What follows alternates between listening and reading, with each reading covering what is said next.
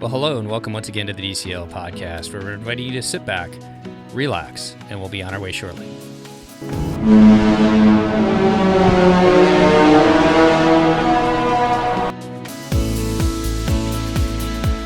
Well, welcome back to the DCL podcast, and we are going to do, and I think that, the majority of our podcast is focused on Disney Cruise Line. We've tried to add in some Adventures by Disney. I think that's an awesome product that I think a lot of people really enjoy. And recently, we've been trying to branch out a little bit to take a look at the different cruise lines that are out there that you can travel with as well, to kind of get a feel of the differences between like Norwegian and Royal Caribbean. And Christy has been on Celebrity several times. So I think there's a really good value in that, just because we don't always have, the time frame doesn't always work with Disney. Sometimes the itineraries don't work, and sometimes it's just a monetary thing. So I think it's a good idea to get different perspectives as well. And so today we're going to be talking about Norwegian Cruise Line, and I'd like to welcome to the show Chris from LA. How are you doing today, Chris?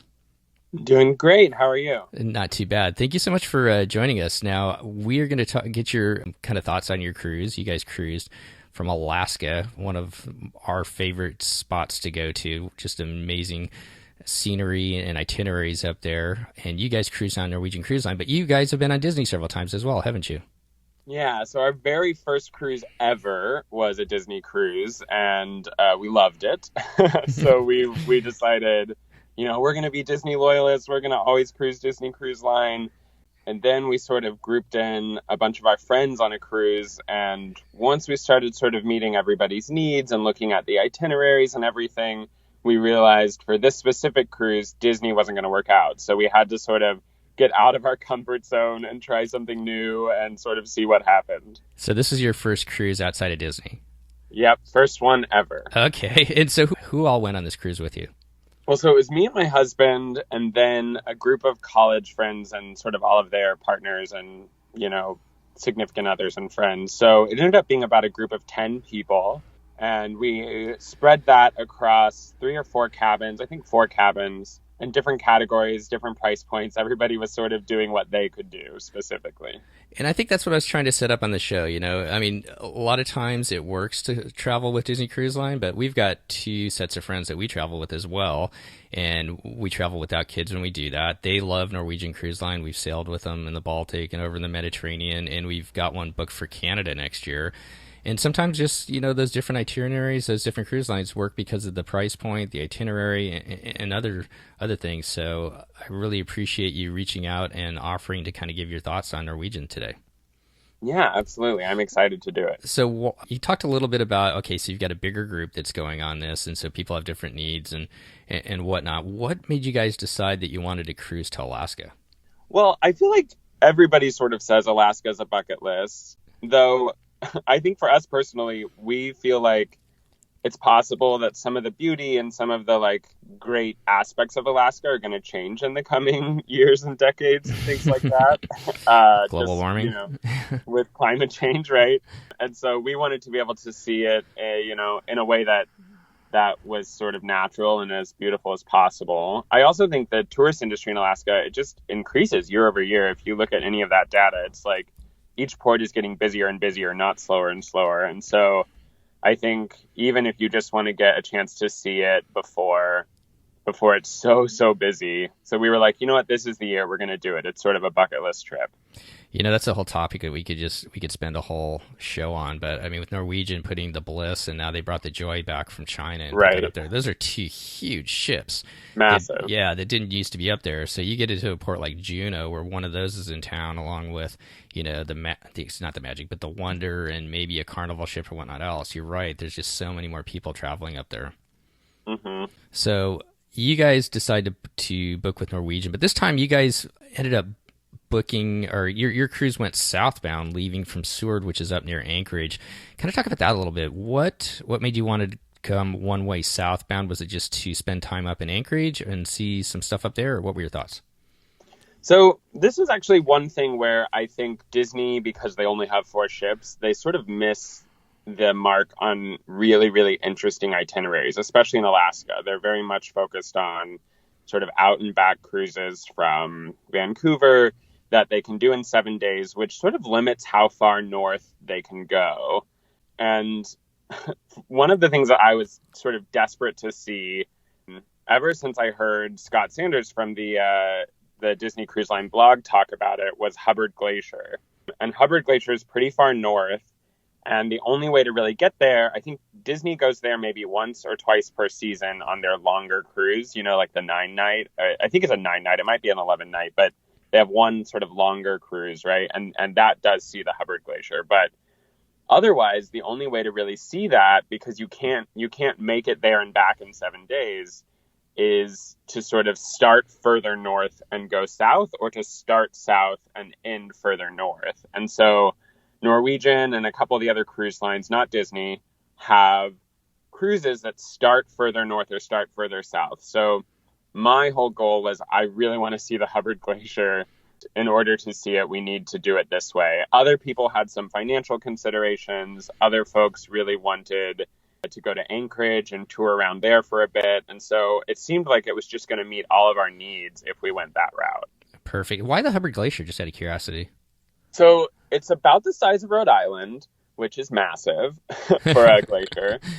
It's got like 400-foot ice cliffs that sort of like go from the seafloor to above sea level, and it's a very active calving glacier. So 10-story building size chunks of ice fall off of it regularly, and it ended up being, I guess lucky me, or maybe I sort of like primed myself to feel this way, but it ended up being like the highlight for me in terms of like the actual Alaskan cruising experience, was being able to see that, because while we were there, huge pieces of ice were falling, and I don't know, everything about it was amazing. So that was sort of a highlight, and I think worth it from that perspective for sure. I've never heard much about it, to be completely honest, so I was kind of curious. And, back to your point, yes, Disney does make it up there on 9-night sailings, and I believe there's one this year, but next year in 2020, they're all 7 nights, so they're not even, they're not even going to make it up there. So good point on that. So they're not even, it's not even a possibility on Disney to do that next year. So. Right. Okay, so you guys head up to Anchorage first. Can you talk a little bit about what you guys did in Anchorage, and did you make it up to Talkeetna by any chance, into the parks near Denali? Yeah, so we could have gone to Denali, but we decided, I had a couple of friends whose like entire goal around Alaska was just to be in, on, or around glaciers. Like that's all they cared about. Okay. And so they were like, we had rented some Jeeps, and we were just going to sort of drive around and do our own thing. And they had mentioned like, hey, why don't we find a way that we can hike to a glacier? So there is that option in Anchorage. If you go actually, I want to say an hour outside of Anchorage, there are some hiking trails that go pretty close to, not directly onto, but close to a glacier. We got a lot of cool pictures of us standing on ice and, exploring. We actually hiked a trail, and a big black bear was there, just sort of doing its thing. And it was one of those things where you could immediately get the sense of like, well, we're not in Kansas anymore. This is the wild Alaskan frontier, and it's everything they say it is. So that, I don't know, it sort of kicked off the vacation in a really cool way, because we sort of felt like, and also, most of us are from Los Angeles. We're not the most outdoorsy, and it sort of made us feel like, wow, we're really doing it, and this is great. So I felt like it was a great way to start the day. It also gets you a bit acclimated, because the sun is out till like 2 a.m. or 1 a.m. or something like that. And so it a little bit throws you off on your vacation vibes, because you're like, oh, it's bedtime, but it's very bright outside right now. And so getting there a couple days early just helped us. And then the last thing we did in Anchorage was an elevation hike. We wanted to like go to the top of some sort of mountain. So there's this thing called Flat Top Mountain, really close to Anchorage, actually. It's certainly a strenuous hike. I wouldn't recommend it for anyone who has mobility issues, but we were able to get there. And the end is sort of like just a scramble up some rocks, and it's a bit treacherous and scary, but we did it. A lot of people were doing it, and the views were second to none. So, that's what we did in Anchorage. Did you guys set this all up yourself as far as finding hotels? And it can be really tough sometimes in the summer, just because of the amount of people that are traveling to and from Anchorage. Did you guys do it yourselves, and how far out did you do it? Yeah, so this will be a perfect example of like how piecemeal we really made it with a group of friends. We sort of said everyone can decide what they want to do, and I had some like hotel points, so I booked maybe 6 months ago a hotel for a couple nights, and then another group of friends booked an Airbnb, and then a couple more people booked just another hotel. So we were spread across a couple different hotels, different price ranges, all that. We did all of that on our own. No sort of like hired planning there. We just sort of like used TripAdvisor, Yelp, and car rental, and just sort of said, let's wing it. Well, that's good to know. So 6 months out, you still were able to use your points, because I know there's some destinations, and I really think Alaska's becoming that way, where if you wait the last minute to try and plan, you're either going to pay a lot of money or things are going to be booked up. Yeah, and I want to say, like, I travel a lot for work, and I don't know, I probably think about airline miles and hotel points way too often, but I was like sort of playing around on the site, and I noticed that even 2 weeks after I had booked and reserved my room, the points were no longer valid to book again. So like I had gotten it right in time. Perfect. Yeah, good points there. All right, so your guys' cruise leaves out of Seward. Seward's a little bit south of Anchorage. How did you guys get there? And then we'll talk about your cruise. Yeah, so Norwegian offers a couple of options. One is spectacular, and the other is like probably a bit more affordable and practical. And we chose the spectacular version, which is a 5 hour, about $100 train ride. But each car on the train is glass domed. So no matter which car you sit in, you'll basically be sitting under a glass dome, and it goes right into the heart of Alaskan wilderness through rivers and mountains and snow-capped peaks, and from the train you'll see like wild moose running and bears and glaciers that nobody can actually get to, and all these things that are just like amazing. For 5 hours there's a sort of person who stands in your car and acts as your server and also your sort of narrator for your journey. And it ended up being just absolutely enjoyable. And they serve you lunch. You have to pay for it, but it's like a full service thing where like you're basically sitting at what looks like a diner table in a train that with a glass dome, and they bring you lunch. And I can promise you it's not like the most exciting food or nicest food. It is train food, but it's definitely mostly just the views. If you've never seen it before, it's absolutely breathtaking. Was that the Alaskan Railroad that they used, or do they have their own train?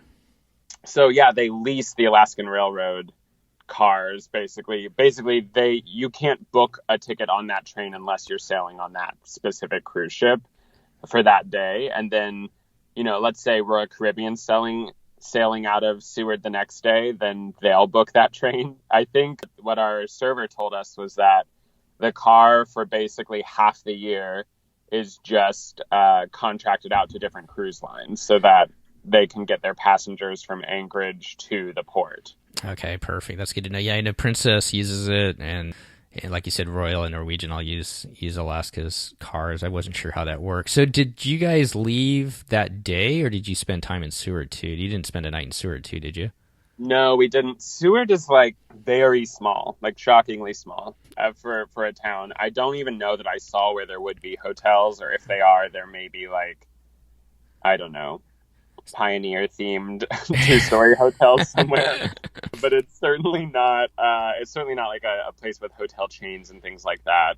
And so yeah, that was definitely a big reason why we flew into Anchorage and chose to go that route, because there's just quite a bit more resources in Anchorage. The town of Seward is really small. Definitely. The train pulls up to the ship though, which is wild. Literally, like the train stops and you get out and walk 100 feet and you're at the cruise terminal. So do you check in your bags beforehand on the train and then they just take them to your room? Yeah, the train leaves from the airport in Anchorage. So you could, I suppose, fly in a couple hours before the train leaves, and you can hand your luggage to a Norwegian person at the airport, and then it'll just show up at your room later in the day. And I actually think our luggage was sent to Seward via bus, even though we took a train. So they're not really particular about how they get people or things to Seward, just that they get them there. Okay. Little side note, when the Exxon Valdez had its oil spill up there, that's kind of where Seward is. And there is actually a pretty cool marine sanctuary that that Exxon pays for that does kind of wildlife veterinary work and everything like that. And so if somebody is in Seward for like a little part of a day, that is kind of a cool thing you can do. You can also fish out of their kayak, but you're right, it's not really a place that most people are going to go spend, days or anything like that there. Yeah, I mean, it's definitely beautiful. And all the rivers there are like runoff of like glaciers and mountains. So the water has a lot of silt in it. So it'd be interesting. It's a different color ocean than I'm used to, at least. Right. It's beautiful. Well, let's talk about the Norwegian Jewel. You guys get on board her. I'm guessing embarkation was fairly easy. Yeah, the train gets you there so late that the ship doesn't embarkate at a normal hour, at least to me. I'm used to like Disney Cruise Line being like, well, it's 4:00, we're leaving. That's because you get to eat soon. Yeah. But on Norwegian, they don't really make a big deal out of sail away. There wasn't really any fanfare. If there was a sail away party, I didn't know about it. There wasn't a clear sense of that. So you just sort of go through security. That all was pretty quick, though we were on like a train of a couple hundred people all going through at the same time, but it was pretty quick.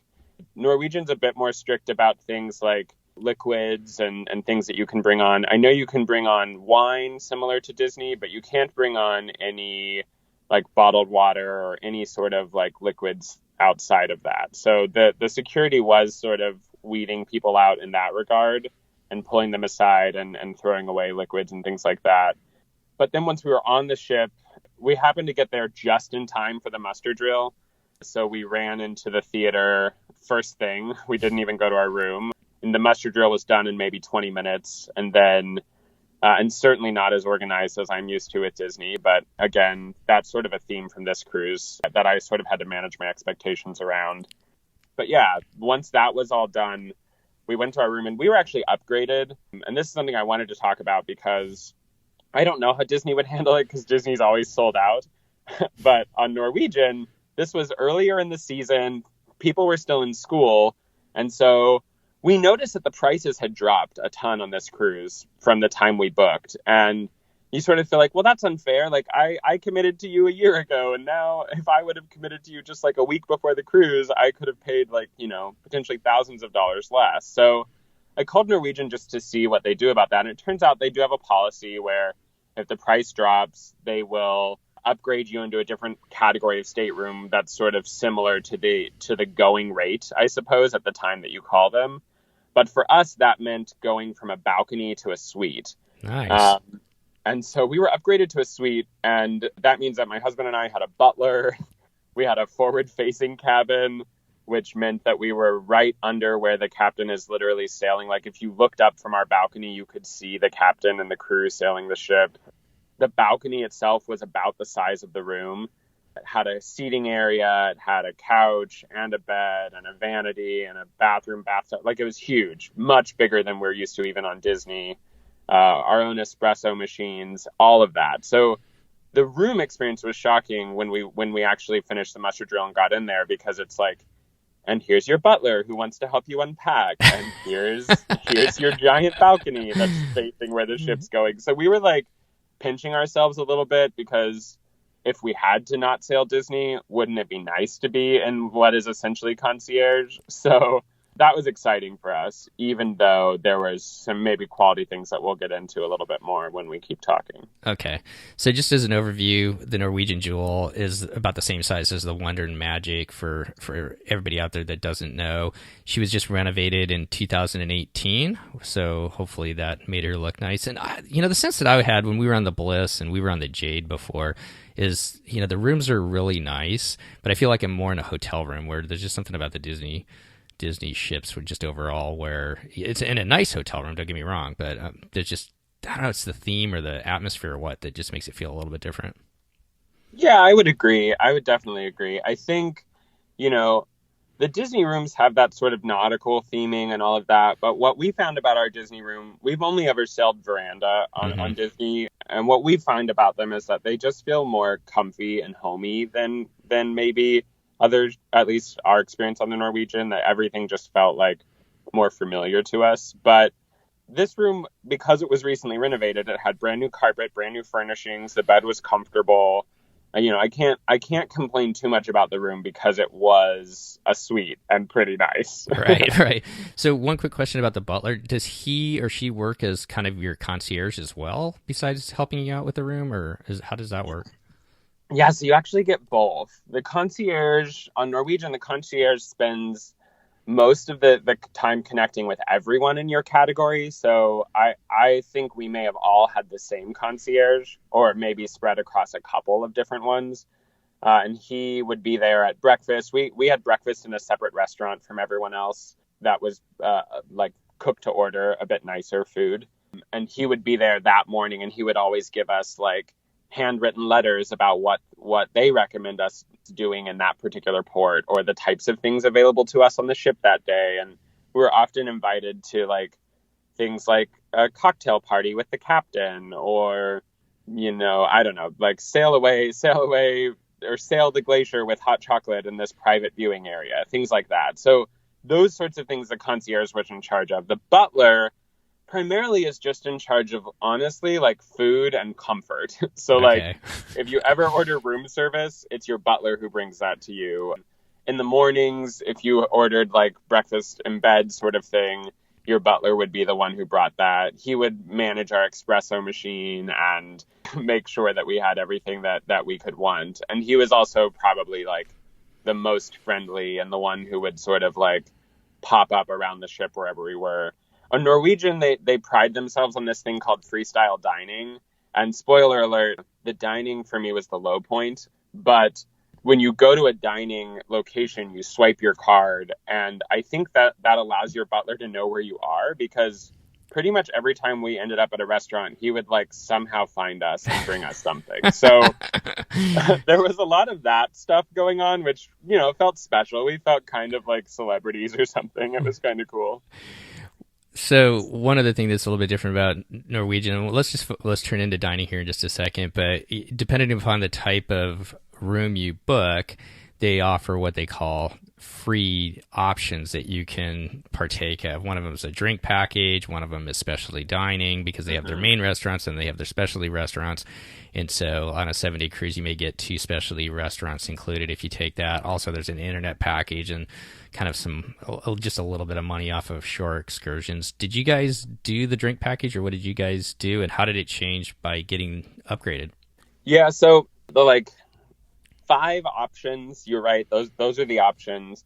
The drink package truly doesn't make sense, for at least not for me and my husband, because I have not been able to drink alcohol for the past 6 months. I had a surgery, and while I'm recovering, I can't have that. And so that was one thing that has been like not a big theme of our cruises. Mm-hmm. And so it seems sort of like a waste of money, but on Norwegian, it's actually a shocking amount of money that you pay in gratuities. I think it averages out to like several $100s over the course of the cruise just in gratuities. So even though it's free drink package, it's not really free. Right. It's pretty expensive. And so unless you thought, man, I'm going to drink, I think we did the math, and just to cover the cost in gratuities, you'd have to drink like 5 to 6 drinks a day per person. Unless we knew we were going to do that, which we knew we weren't, that wasn't worth it. You also pay gratuities on the like specialty dining, but I'd say that's probably the most worth it of all of them, because the food in the main dining rooms was so meh that the specialty dining would have made, all the difference. And we enjoyed some of the specialty dining restaurants, certainly not at the level of Palo or Remy, but we enjoyed some of the specialty dining options. And then I like to unplug on cruises, so I would never really opt for the internet package if I could avoid it, though sometimes I do have to work, and I could see the value in that. And the shore excursions, if you're the type of person who does a shore excursion, it's $50 per room per port. So basically, you're not going to actually cover the full cost of a shore excursion with $50 off, but it does give you a little discount there, and that's nice. Right. I think the only real value is, like you said, if you drink a lot, the drink package, and it says that's a whole other side. It says it's free, but really on a 7-night cruise, I think you pay $320 or whatever it is per person. So yeah, you are paying the gratuity. So like you said, I think the drink package, if you drink a lot, is worth it, and the specialty restaurants, because as we found out too, this on our second Norwegian sailing, I think the food quality in the main dining rooms really dropped from the first time we went, which was 7 or 8 years ago. So, well, let's talk about it. Where did you guys eat? They have literally everything. It's right. kind of shocking. They'll be like, there's 12 restaurants on this ship, and it's the size of the Magic or the Wonders. So you're like, where are these 12 restaurants? Where do they hide them all? Yeah. So where did you guys eat, and what did you guys think overall? Obviously, the main dining room. And one other thing I want to throw out there, and I know you'd probably talk about this too, Chris, is just they say it's freestyle, eat whenever you want, but in all reality, you can make reservations, and I would highly recommend if there's a certain time you want to eat that you make reservations even in the main dining rooms, because at the popular times they fill up. Yeah, absolutely. They definitely fill up, and reservations are sort of recommended. They have these like boards all over the ship that have like the name of the restaurant and a green dot next to the time, and it'll tell you like at this time it's a good time to go, at this time it's a bad time to go, you'll have to wait. And so, you know, they try to manage your expectations, but I will say it wasn't always the smoothest of dining.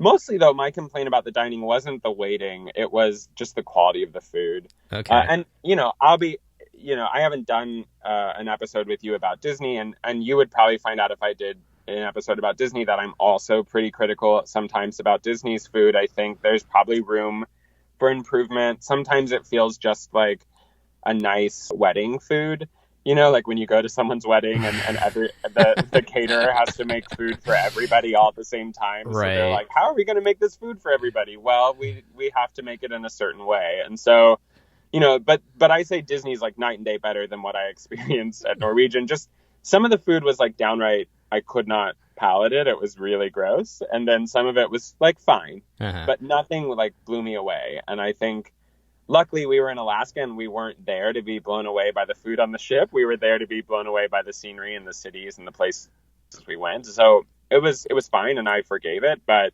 you know, when like one of the best things you ate on the cruise was a hot dog, you know that the food is not that great. Yeah, I was like, ooh, I bet this hot dog kind of tastes like Hebrew National, right? Like that was my one moment of like, that tastes better than a normal hot dog. But everything else, I was like, man, this is not good. So I don't know. It was a downfall. My husband and I did like, it was his birthday, so we did like a birthday dinner at their Italian restaurant, which is an upcharge. If you've never sailed Norwegian, and you're used to Disney, you're used to sort of like a flat rate. You pay this fee and you get to order whatever you want. In our specialty restaurants, you know, Remy or Paolo, you can just sort of get whatever you want on the menu.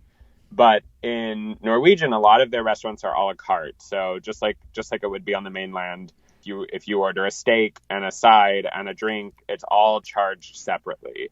And so the biggest disappointment is we ate at this Italian restaurant. It's pretty good, but the pizza we got, which we paid like $15 for, was just a pizza from the buffet, that they like brought a whole pizza from the buffet, which you could have gotten for free if you just went to their buffet. And it was like the tomato sauce kind of tasted like ketchup, and I was just like, this is not working out for us.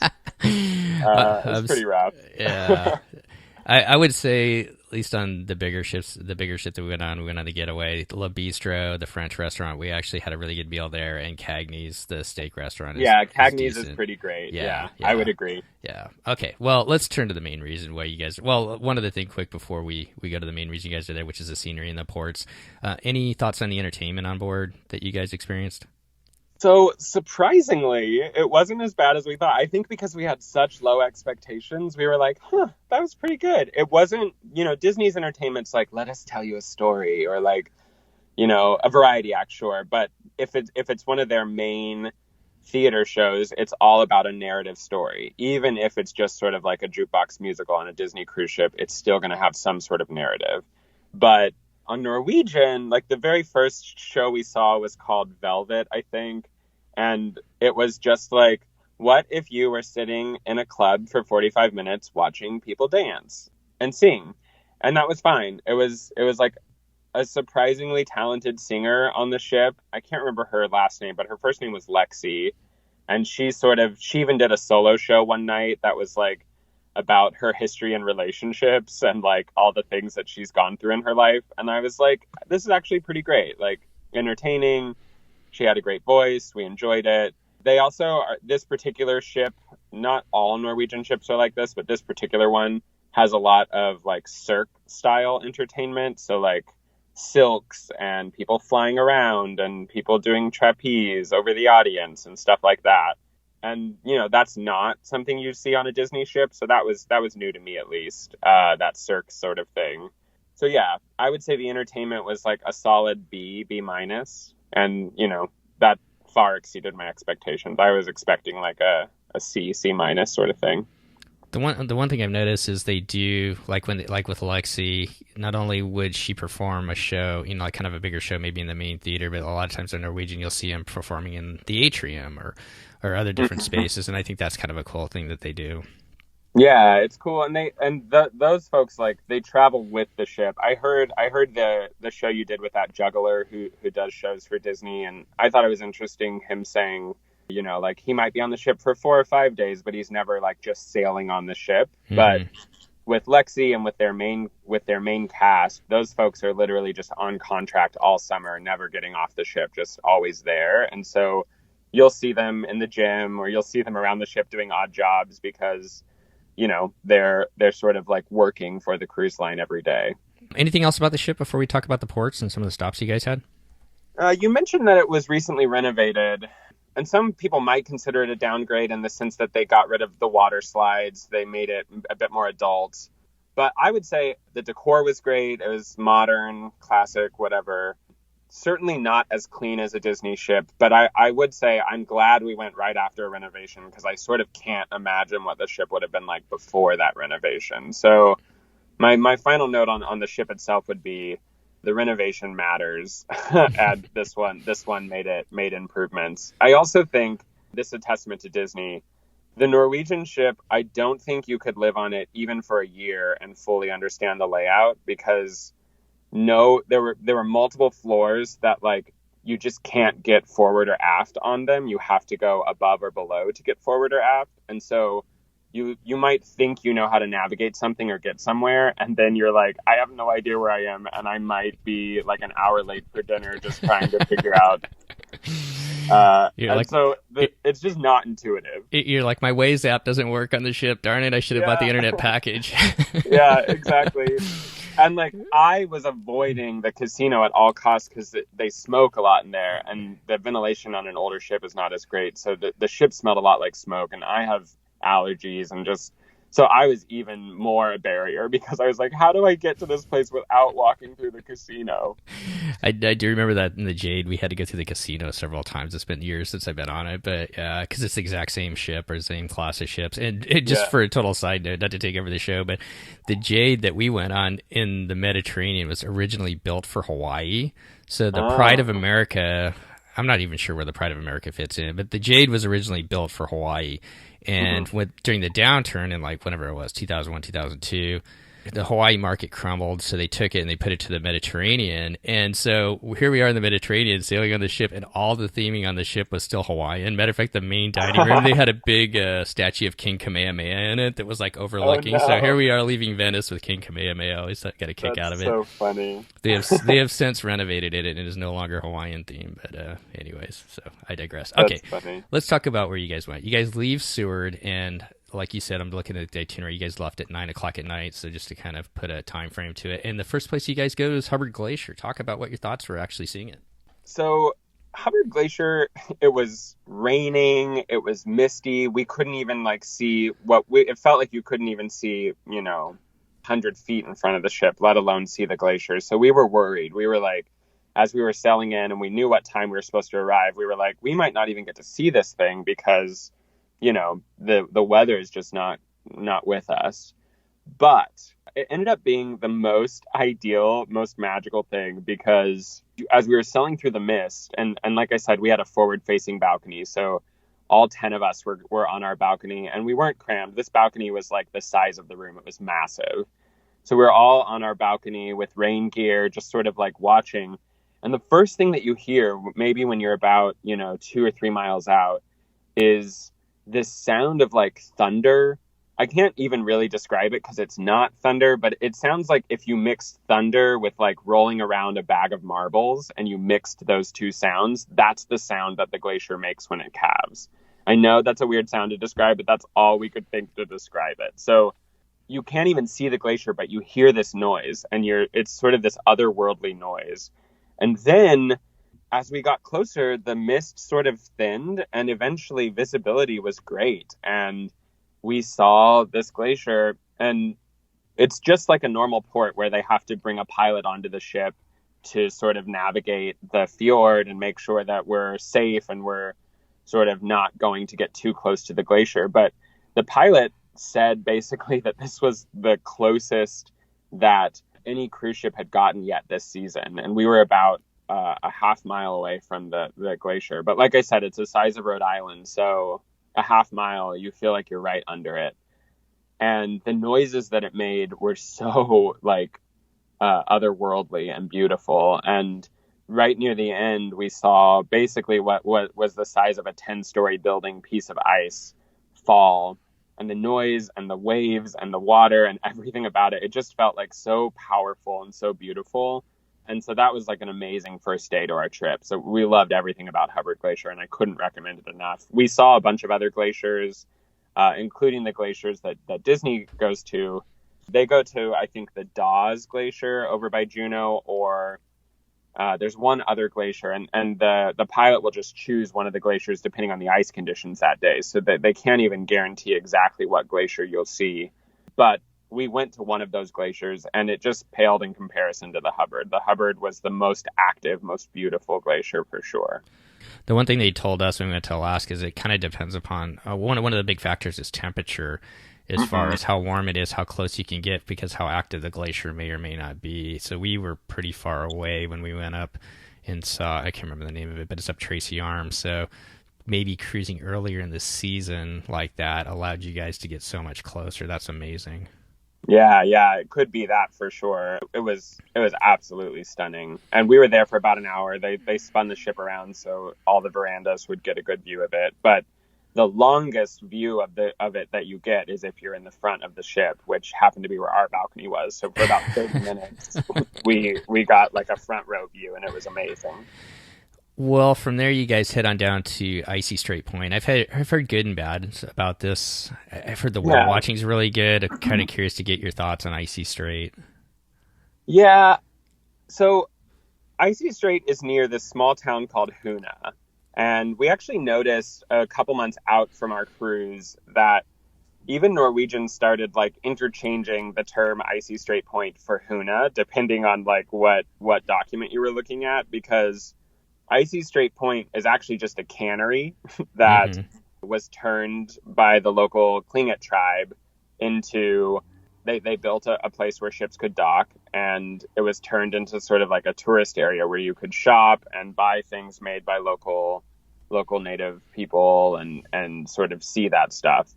But we were not so interested in just like buying, trinkets and things and not leaving this cannery, We felt like we didn't come to Alaska to see a cannery.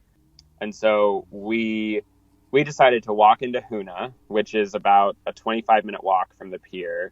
And when you get there, you realize, wow, this really is the smallest town. Maybe like 1,200 people live there, 700 people, something like that. Very expensive food and stuff like that. But that's sort of understandable given that they probably have to import a lot of stuff. We also had some afternoon excursions in Icy Strait Point that we were pretty excited about. They have the world's longest zip rider. I don't say zip line because technically it's not a zip line. It's something called a zip rider where you sit in a seat, but it's about a mile long. And that was one of the excursions we did. And I can tell you that it is terrifying for a second, and then maybe one of the most beautiful things that you've ever seen. So I highly recommend it. There's some mobility things. I think there's a weight limit on the actual ride itself. So you'll want to check it out to make sure it works for you. But from an excursion standpoint, amazing.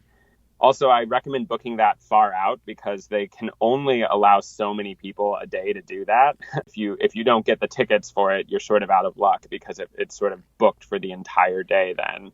So we ended up having to book an excursion we didn't really want, but we did it because it included the zip rider. So we did ATV and zip rider combo. And the ATV was sort of like powerful golf carts more than ATVs. And you rode them on a fire road. And that was cool, but not as cool as the zip rider. But overall, we're glad we did it, and we had a lot of fun. And like I said, the Zip Rider's amazing. Did you book that through Norwegian, or did you guys do it yourself? So for most of the things in Icy Strait Point, you will not be able to find outside of Norwegian excursions because it is so heavily, the port itself is so heavily controlled by the local tribe and their agreements with the cruise lines. It's one city where, or one port where you can't even really book it on your own, we found, which is interesting. Like there was literally nothing you could book on your own in that particular port. Okay.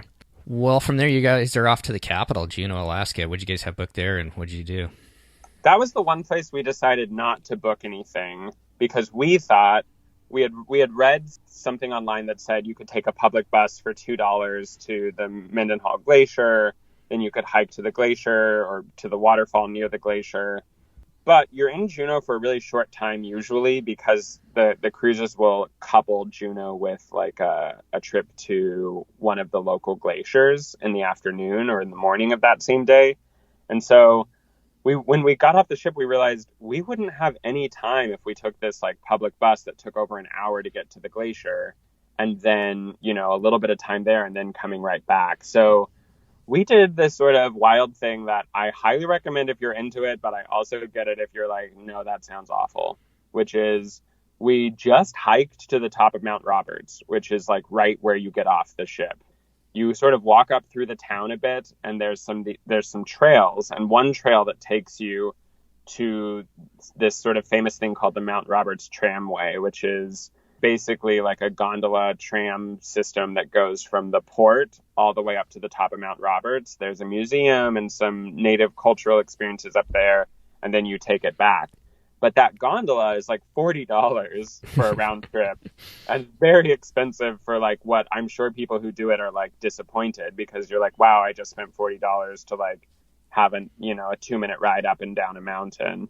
But if you hike to the top, then when you go to the gift shop, if you spend $10 on anything, your receipt is enough to get you a ride down on the tram. So we basically got to do the tram for what felt like for free, just for like putting in a lot of exertion to, do an 18 or 1900 foot elevation hike.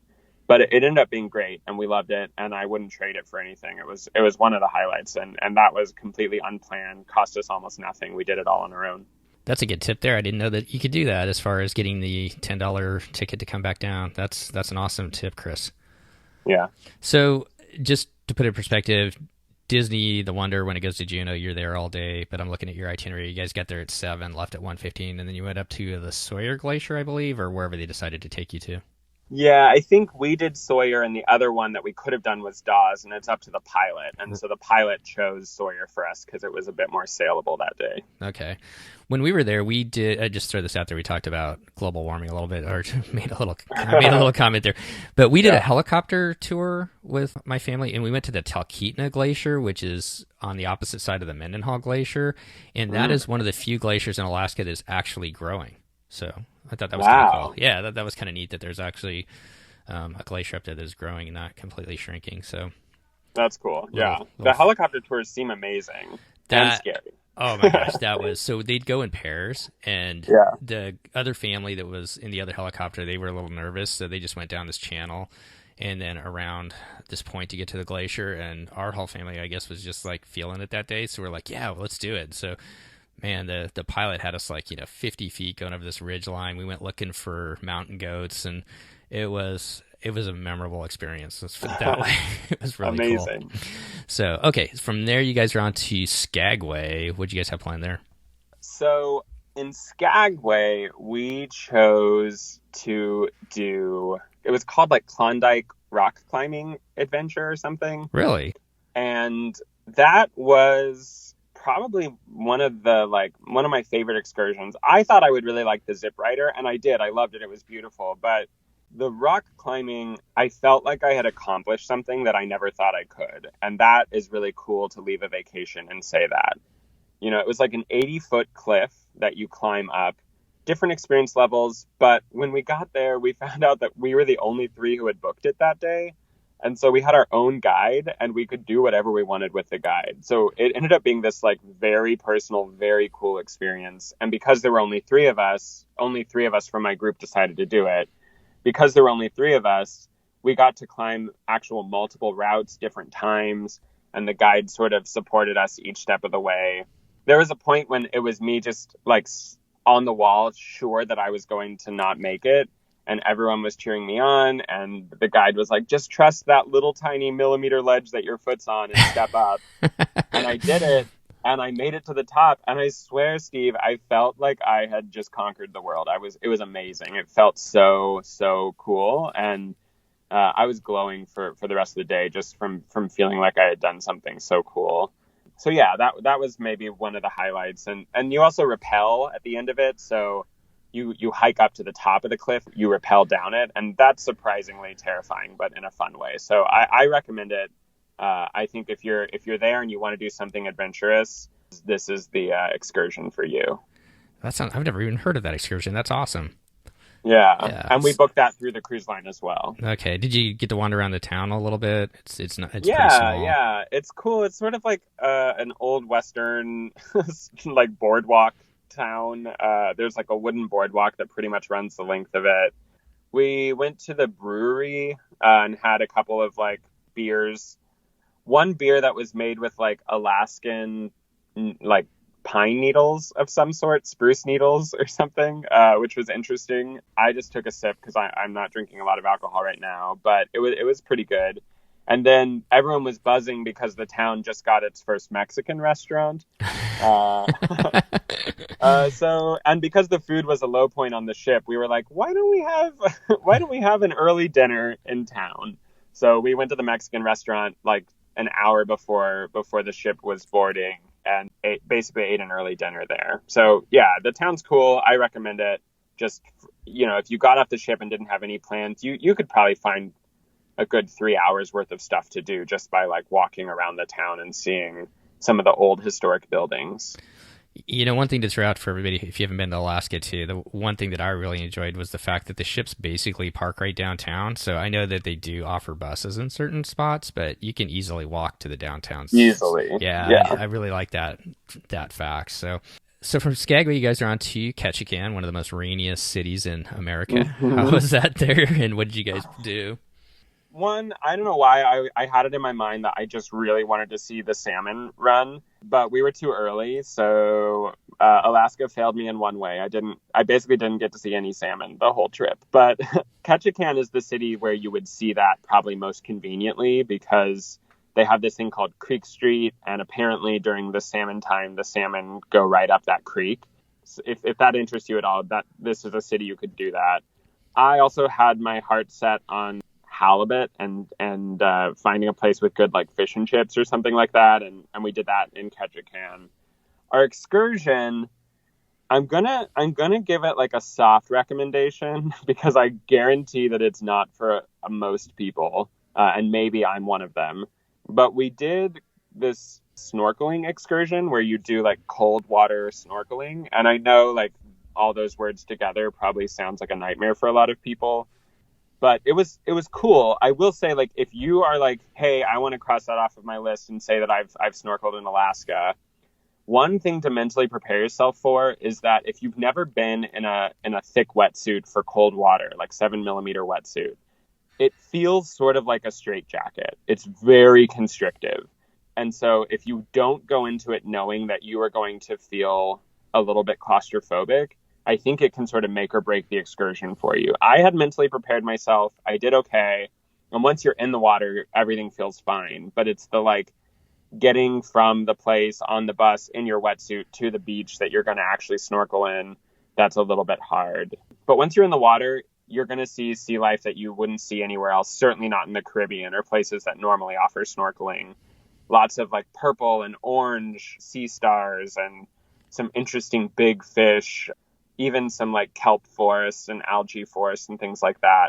And we also snorkeled, as you mentioned, in the pouring rain. So that was weird. I can see where that'd feel a little constrictive. I've never thought about it that way with the wetsuits. That's some good points there. Frank and his wife have actually, they're big snorkelers in the Caribbean. They've snorkeled up there too, and they said it's just amazing, the different colors and things that you see. So, yeah.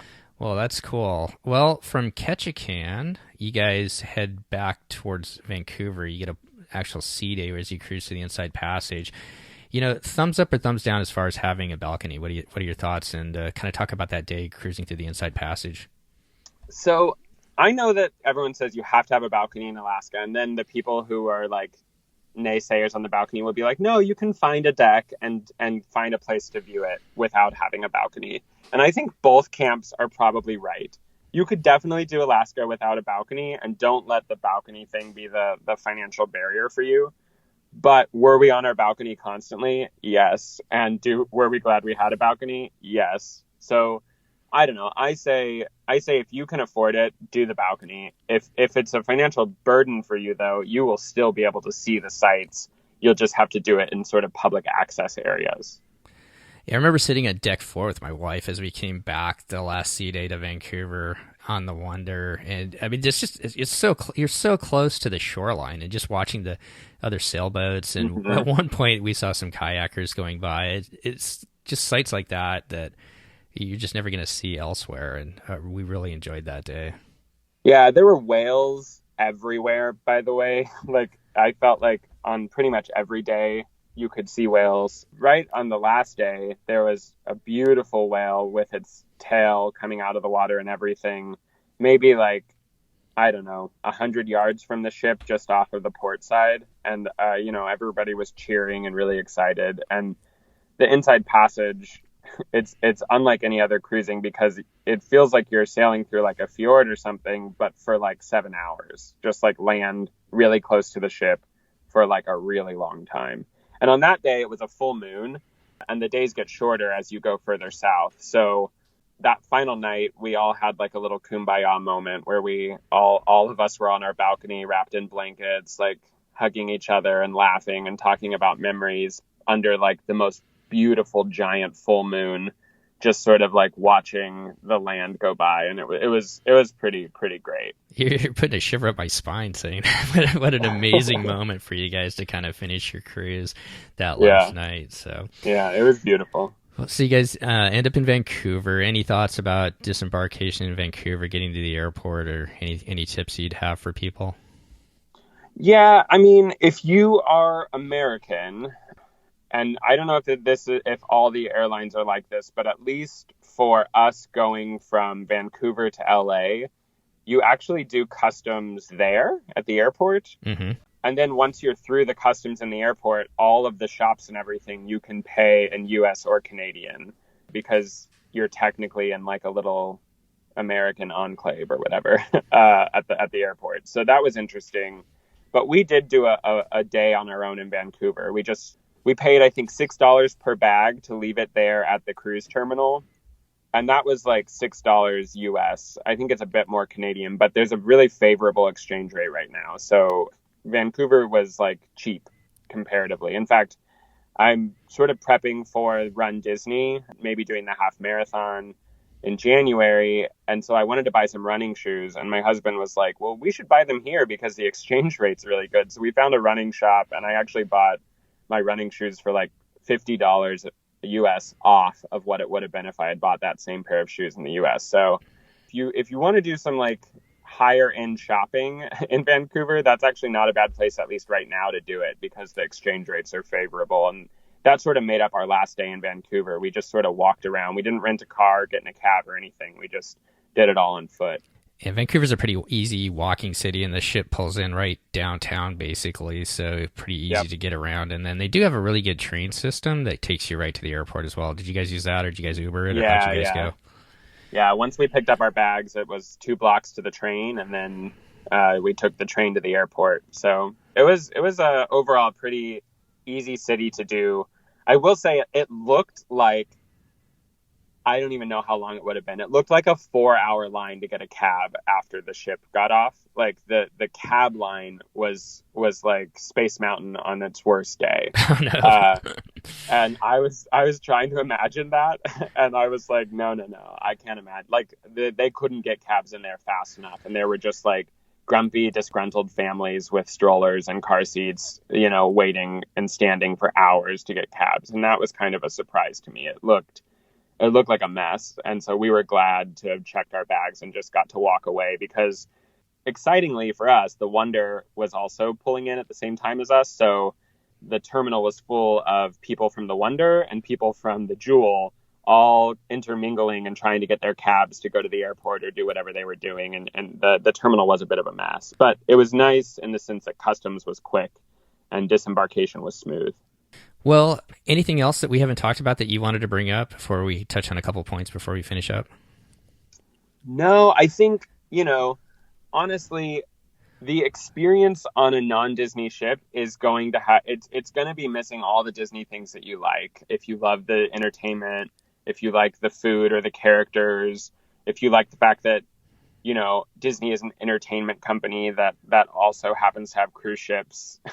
This is a cruising company, Norwegian. And so the entertainment and everything about the ship is just not quite on the level of Disney in terms of the types of things that my husband and I gravitate towards. But we would never let it, if we really wanted to do a certain itinerary or really wanted to be with certain friends who just couldn't do Disney for a certain reason, I think we've discovered that we wouldn't let it be a barrier to us. We would go ahead and book on a different cruise line if we had to. Though, as I say that, we have a couple Disney cruises booked already for the next little bit. And I don't know that we're like by any means sold on Norwegian. We didn't do like an onboard credit or something, where we could book for a future cruise on Norwegian the way we do on Disney. We're sold on Disney, but we're also comfortable doing a different cruise line if we have to, I think is what we learned. Yeah, I'd really like to give Royal Caribbean a try. I haven't tried them. We haven't been on them yet, and I think Christy's kind of piqued our interest on Celebrity as well. So one of these days. Yeah, both of those I would definitely try. With Royal Caribbean, I feel like if I did it, I would definitely want to do one of the mega ships, because it seems like that's the only cruise line you could even try a ship of that size and just see what it's like. Yeah. I don't think Disney's going to be building a ship that size anytime soon. So it's like, if you want to try a ship that has 6,000 people on it and like a giant, park and all of that stuff, it seems like Royal Caribbean's the cruise line you have to do for that. Right. Well, you talked about having other Disney cruises booked. What's next for you guys? So the next cruise that we're sort of like already paying for is coming up in February. It's a February 8th cruise to the Eastern Caribbean, but it's the only itinerary that is stopping in San Juan on the Eastern Caribbean for next spring and winter. And we picked it partially because we know we want to see San Juan, but we also picked it because it's a bit of a cheaper cruise just being in the off season. And I'm a bit of a Star Wars fan. So I'm excited that it's a Star Wars Day at Sea. And I'll get to experience that because I've already experienced the Marvel Day at Sea, and I'd like to see how Star Wars and Marvel are a little different. What's the other one? Oh, and so the other one that we're looking at, we live in Los Angeles, and we've also never been on the Wonder. It's sort of the last ship to get our sort of Grand Slam. So we're like, why not just do like a quick, they have even 2-day cruises out of San Diego, but 2 days seems sort of sad to like you'd get on and get off so quickly. So we're thinking of maybe like a 3 or 4 day where we can, maybe make a long weekend and get down there this fall. So that's sort of like our fingers crossed we'll get to do it. But, if it doesn't work out, we know we have February right around the corner. Perfect. Yeah, we did that 3-day last spring and we loved it. I mean, because we had a day in San Diego, so we hung out in San Diego. Just my wife and I. San Diego's gorgeous. Yeah, so many cool things to do in San Diego. And then we actually had a really fun time in Ensenada. So I was kind of surprised at that, not to pick on Ensenada whatsoever, but that was kind of a fun, if you look at it as a long weekend, but I'm with you, 2 days, I think that'd be pretty fast. Yeah, exactly. And also, I'd at least want to be able to eat in all three of the main dining rooms. So I'm like, on a 2-day, what do? You just miss out on the Animator's Palette, or you miss out on Tiana's or something? Yeah, you don't want to miss out on Tiana's too. That would be what No, a downer I that know. would That's be. that's the one I'm most excited about. Yeah. So, well, Chris, as we kind of finish up here, thank you so much for coming on and sharing your and husband's experiences with Norwegian. I really do appreciate it. And I know you got a bunch of exciting things coming up. You got the half marathon. Hopefully, we're going to catch up with you guys down there in January. And you guys are going to D23 as well. Yeah, we're going to D23, and fingers crossed there'll be a lot of big DCL announcements, maybe some ship names, maybe some official dates for when the ships are going to have their inaugural sailing. So we're excited to go to D23. We've never been. I've never been down there either. So if you guys happen to be in that parks panel, or I know Twitter's going to blow up as soon as if they announce the ship's names and stuff like that. Yeah. But I'd love to get your reactions on that. And if you guys do that cruise, well, before the Star Wars one, if you do the one down in San Diego as well, we'd love to have you come back on and we'll talk some more. We'll talk some Disney Cruise Line next time. Yeah, absolutely. I'm excited to talk Disney Cruise Line. That's our first love. All right. Well, thanks again, Chris, for coming on. I really appreciate it. And we look forward to talking to you soon. Yeah, you too. Thanks so much, Steve. All right, take care. Well, that's going to wrap up our show today. Once again, I really want to thank Chris for coming on and sharing his and his husband's and his friends' just amazing experience as they sailed on the Norwegian Jewel from beautiful Seward, Alaska, all the way down to Vancouver, and really appreciate his perspective, you know, being huge Disney fans that they are, and kind of getting a different perspective on Norwegian Cruise Line. I'm going to be honest, we've got a bunch of these from this summer. There were several of our listeners who are huge Disney fans who've kind of ventured out for several different reasons to try the different cruise lines. And once again, this is going to be a Disney podcast, so mainly focusing on DCL and Adventures by Disney and some other random things like that as we can throw them in there. But I think there's a huge value in hearing, you know, other people's experiences on the different cruise lines, and just because it doesn't always work itinerary wise, price wise, or for us, and like for Chris, you know, our friends that we have like to cruise Norwegian, and for us to cruise with them, that's what we're going to do. And so I think there's a good value in kind of listening to these different kind of ideas and different thoughts as people cruise on the different cruise lines. So I hope each and every one of you are kind of enjoying, you know, this look at something different besides Disney every week. And I'm going to try and intersperse, or Christy and I will intersperse these just as best we can in between the Disney trip reports and some of the other fun Disney topics we're going to be talking about as well. So if you would like to get a hold of Christy and I, you can reach me, Steve at DCLpodcast.com. Of course, you can always reach Christy and I on Facebook at DCL Podcast, myself on Twitter, DCL Podcast, and you can always reach Christy over at Christy at PackYourPixieDust.com, Pack Your Pixie Dust on Facebook, and PackYR Pixie Dust on Twitter. If you'd like to support the show, you can do so through our Patreon program. You can go over to patreon.com/DCL Podcast and find everything that you need to find out there. So between now and our next show, which will be coming out next week, if you are heading out on your next vacation, all of us here at the DCL Podcast would like to wish you fair winds and safe travels as you head out on your next adventure. Once again, thanks for coming back and taking a listen, and we'll see you next time on the DCL Podcast.